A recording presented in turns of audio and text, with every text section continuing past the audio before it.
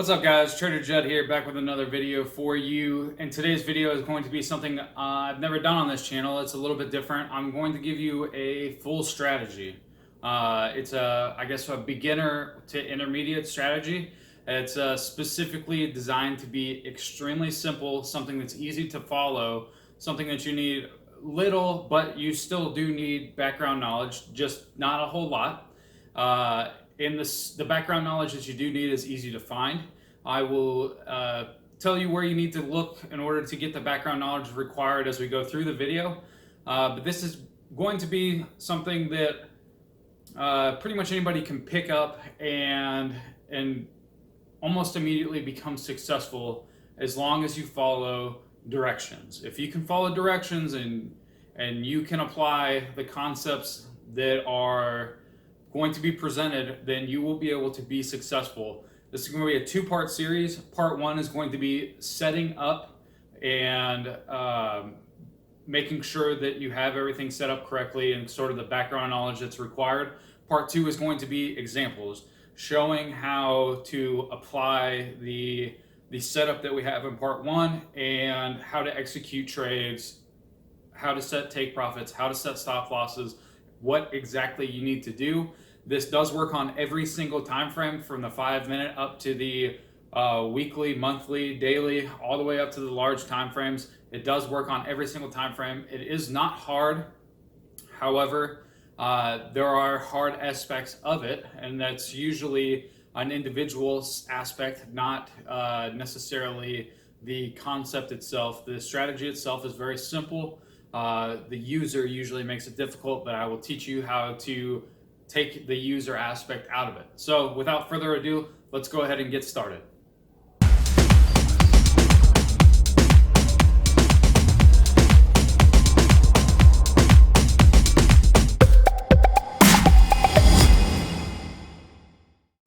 All right, so to get started with this, we are going to go over what's required in the setup and the rules for trading this particular strategy. It's important to know that if you're applying this strategy, to not apply anything else. So if you know other strategies, if you've been taught other strategies before, take those strategies out of your brain and just apply this. Don't apply any other prior knowledge, because that can hinder you instead of help you. With that being said, if you use this and you follow the rules, you will become successful. Now, that being said, you will not win every trade. Nobody wins every trade. The best traders in the world don't win every trade. That's just the way that it works.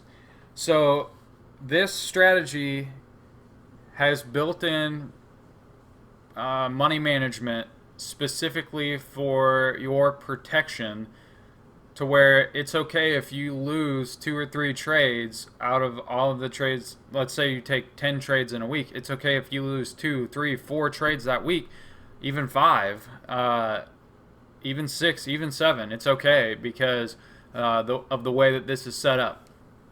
So the way that this is designed, the setup, what's required and what's optional. For the requirements, you only need 2. Technically, you only need two indicators. You need the 10 EMA and the 20 EMA, which I'm going to turn on right now. You also need to be able to identify the trend on the time frame you're trading. What that means is, if you don't know how to identify trends, it's really not all that difficult, but it is something that is required. For instance, in this, you'll see that this is an ultimate high. This is a higher low, because these candlesticks over here are lower. This is a lower high. This is a higher low. That's a lower high. This is a lower low, and now we're at a higher high. So there is really no defined trend right here on the 15-minute time frame. However, we are looking like we could be setting up for a higher low, but that has not been confirmed yet. The one other thing that I want to say with this is that if you do not know market structure at all, if you do not know how to identify market structure, the other way to do this is and this is very loosely, this is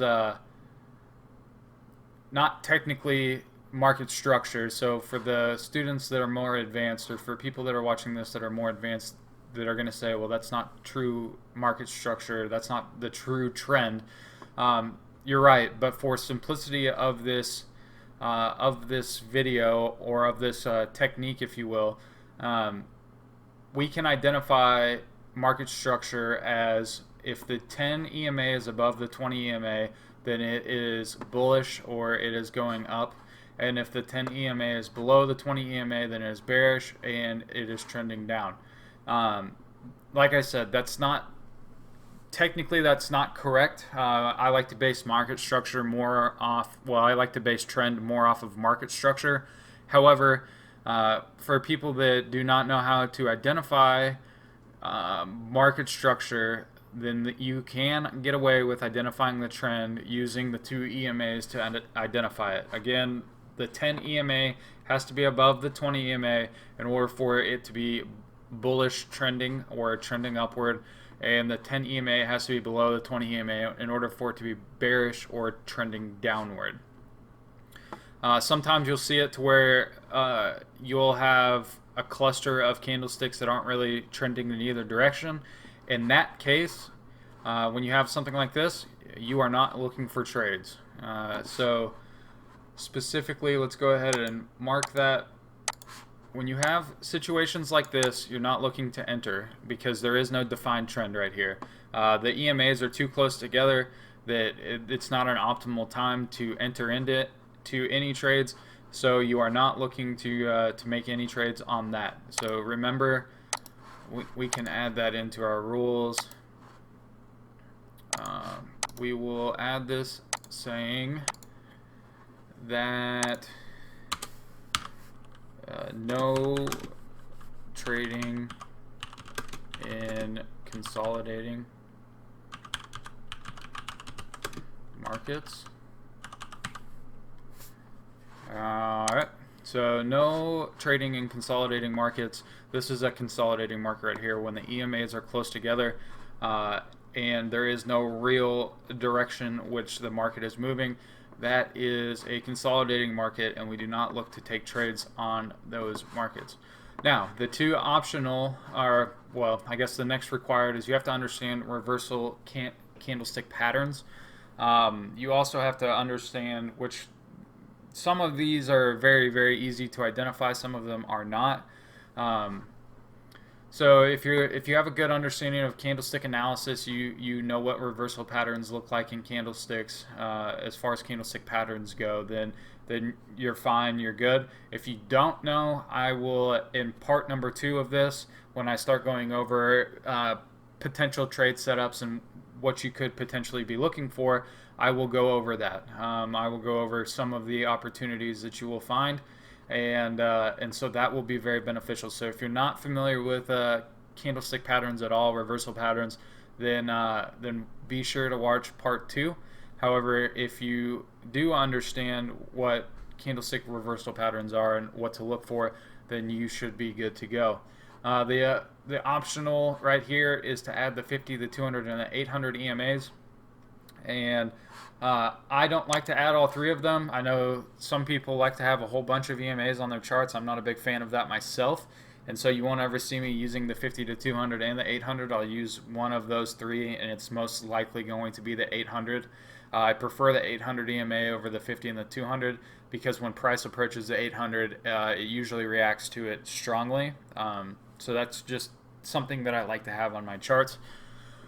So that's the setup that's required and the optional, the 3 optional EMAs that you can add. What are the rules? We always want to wait for candlesticks to close before we enter into a trade. The reason for that is the last 5 or 10 seconds of a candlestick, specifically on lower time frames, can really change. You can have a lot of movement in the last 10 seconds, and you don't want a trade that looked good 15 seconds out all of a sudden doesn't look good, but you entered in early. So make sure that you're waiting for candlesticks to close. Rule number 2, only use 2-to-1 risk-reward ratios. That means that your stop loss should be half of your take profit, always. And I will show you how I set that up. You're going to set your stop loss first, then you will set your take profit after that. And your take profit's going to be set or based off of what your stop loss is. So if your stop loss is 10 pips, because that's what's appropriate for that specific trade, then your take profit will be 20 pips. No more, no less. That's exactly what it has to be on every single trade. Do not change that. That goes into rule number 3. After trades are set, after you enter into a trade, do not change them. Do not change your stop loss. Do not change your take profit. Do not change any of that. Leave this as is. You want to leave these because when you start messing around with them, not only does that start changing your psychology of the way that you are thinking about trading, but it also changes the likelihood that you are going to be prosperous. And you're entering into this to be prosperous, right? We all want to be profitable, and so by not changing our trades after we initiate the trades, we are doing ourselves a favor. I know that you'll probably say that you've seen a whole bunch of people say that once your trades are in profit, that you should set your stop loss to break even. That way you don't lose any money. And while that is technically correct, that you're not going to lose any money if you set your stop loss to break even, you are also not allowing the trade to set up correctly, and specifically with lower time frames, scalping, you're going to get stopped out more often than you're going to hit take profit if you do that. So I do not recommend doing that. I don't recommend doing that on any time frame, but specifically the lower time frames. Rule number 4, no counter trend trading. You must trade with the trend. In order to follow this strategy correctly, you are trading with the trend because price is more likely to follow the trend. That's why it's important that you understand how to identify the trend using either market structure or more loosely the EMAs. If you're newer, then you'll start out using the EMAs, but I do highly, highly recommend that you understand what market structure is and understand how to identify market structure on each chart. That goes into our next rule number, I think it's 5 now, 5 or 6. Do not use more than one trading method at a time. So if you are committing to doing this strategy, only do this strategy, because you're going to confuse yourself once you start combining methods or wanting to try different things and do more than one thing at a time. That's only hindering you and your profitability by doing that, which is something that you don't want to do. So I don't care what you already know. I don't care what you want to learn. If you are committing to doing this, you are committing to doing this only. Only trade this method and give yourself an amount of time to distinguish the results. Meaning that don't take 3 trades and then decide that this sucks and you don't want to do it anymore.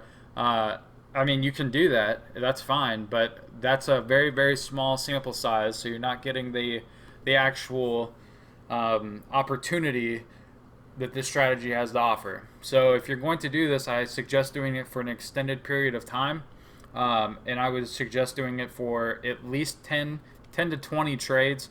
If you're scalping this, then I would even go farther to like 50 trades, somewhere around there, and then look at your results after that. We added no trading in consolidating markets, and the last rule is follow the rules.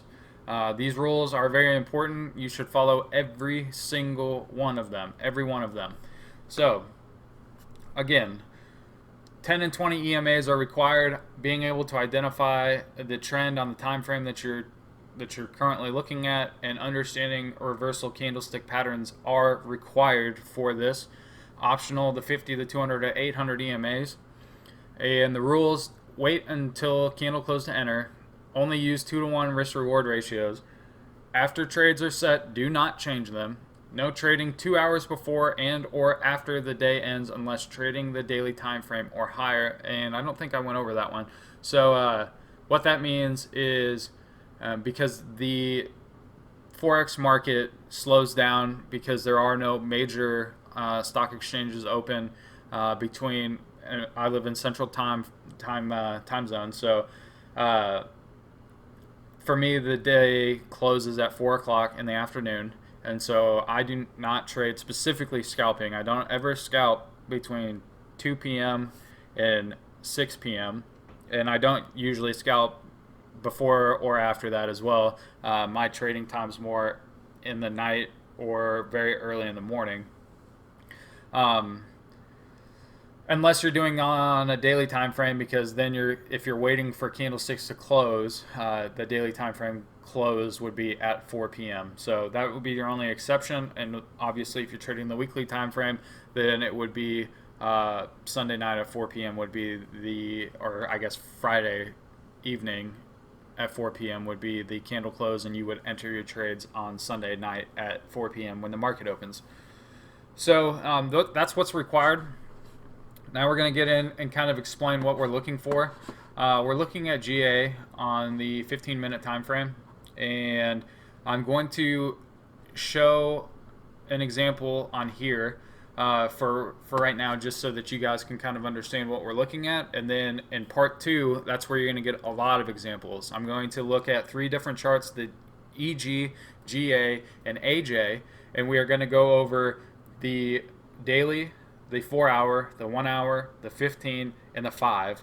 I'm going to show you examples on all of those. So that video is going to be quite long, but it's going to be relevant, and I do suggest that you watch all of it, because it will show you a whole bunch of trading situations. It'll show you take profits to stop loss hits, so you'll see how successful it really is based on the past. And those of you that don't know, history usually repeats itself. So if it's successful in the past, there's a good chance that it's going to be successful also in the future.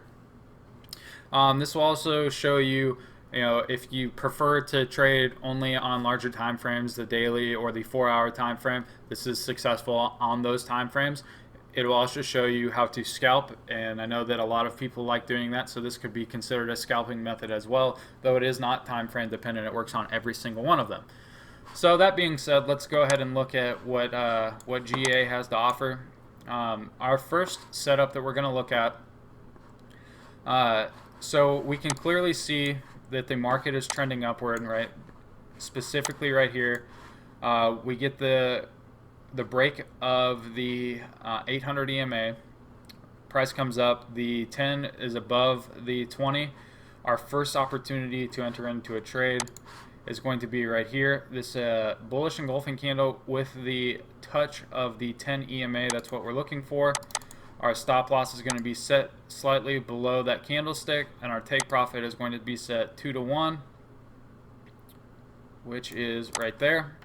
And as you can see, this is why we do not move our stop losses. As you can see, this came back down, came into our loss zone, but then pushed up to the take profit. We are confident when we are entering into markets such as this that this is going to be successful, and we're confident of that because it's trending in the direction. We're trading in the direction of the trend, so it's much more likely that if we enter, even if we have a bad entry, as long as we enter into the direction of the trend, we will be successful. It will hit take profit, excuse me. So our next opportunity to trade came slightly after that. It's going to be this candlestick right here. We're going to set our stop loss below our take profit 2 to 1. Now this trade would have taken a little bit longer, obviously. But as you can see, it still would have hit take profit, and you would have had opportunities to enter into this more than once. Pretty much how I like to do this is every time the price comes down and hits the 10 EMA and rejects it, so you get a wick to the 10 EMA, I will enter. And I will set every single trade set as a 2 to 1 trade, and that's typically how I like to do it. But this is a fairly simple way of doing it. All you're looking for are rejections of the 10 EMA. In this case, it's bullish, so we're looking for rejections of the 10 EMA in the direction of the trend, which is bullish again, and that's it. That's all we're looking for. Our stop losses are going to be set either below the EMAs or significantly below the candlestick. So in this case, where we have this this bullish engulfing candle, this reversal off of the EMAs, we want to set our stop loss. You could have set it below the EMAs if you wanted to. That would have been a little bit larger of a stop loss, but you still could have done it. You could have set it below the EMAs, and then same thing, always want to set your take profit to 2 to 1. Right, so that would be a 2 to 1 trade. Still would have hit take profit.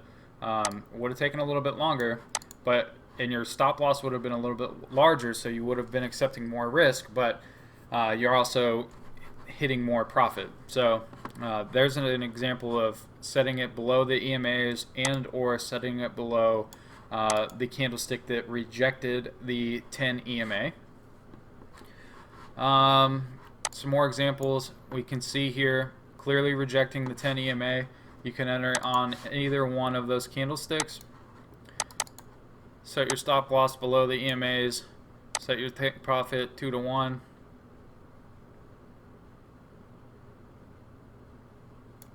And there you go. There's another successful trade. You could have traded any single one of these touches right here. Now, there is an opportunity to exit trades early, and I typically don't ever exit trades early. The only time that I will exit a trade early is if price gets below the 2 EMAs, and so in this case, in a bullish case, the price comes below the 2 EMAs and the 2 EMAs spread out.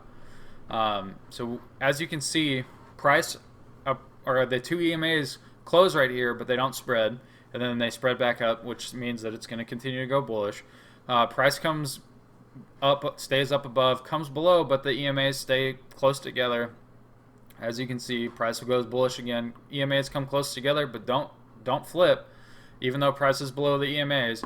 As you can see, price comes up again, and it still continues to go bullish. Now, we come over here, and this is when we're starting to see possibilities of reversing. So let's say that you got on or into this trade. You're going to set your stop loss below market structure, something like that.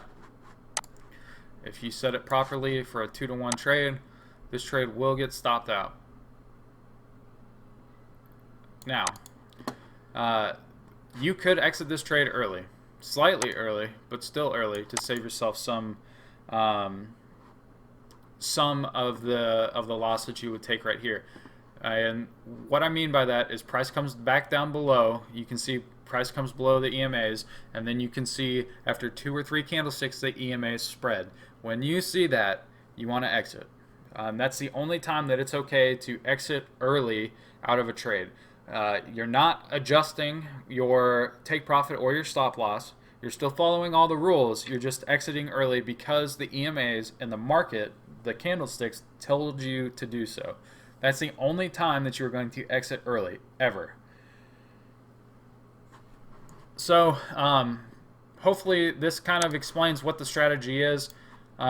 If you guys have questions or don't understand something, by all means, please shoot me a message, ask me some questions, leave a comment in the comment section down below. If not, check out video number 2 on this, or part 2 on this. It will be more beneficial. This is just a specific video to go over the rules, what you need to know.